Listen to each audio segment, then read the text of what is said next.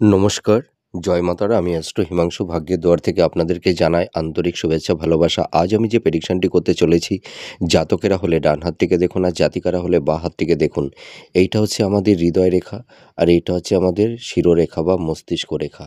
তা যদি কোনো জাতক জাতিকাদের হাতে হৃদয় রেখা আর মস্তিষ্ক রেখা যদি সমান্তরাল হয়, দেখুন এই দুটি রেখার মধ্যে দেখুন মানে এদের প্রস্থ মানে একই রকম সমান, ঠিক আছে, মানে সমান্তরাল। তো দুটি রেখা দেখুন, এই হৃদয় রেখা আর এই মস্তিষ্ক রেখা, এই দুটি রেখাই কিন্তু সমান্তরাল।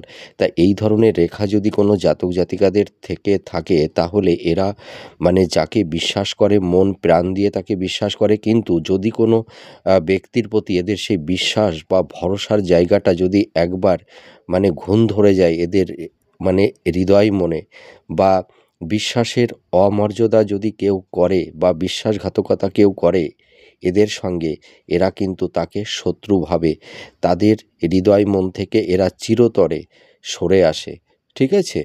এবং আরেকটি জিনিস আপনারা লক্ষ্য করুন, এই মস্তিষ্ক রেখা থেকে যদি একটি শাখা রেখা এই বৃহস্পতির ক্ষেত্রের দিকে চলে যায়, এই ধরনের রেখা যদি কোনো জাতক জাতিকাদের থাকে, তার পাশাপাশি যদি এই মস্তিষ্ক রেখা থেকে একটি শাখা বৃহস্পতির ক্ষেত্রের দিকে চলে আসে, তাহলে এরা ভীষণ জ্ঞানী, ধার্মিক, সৎ, ন্যায়পরায়ণ।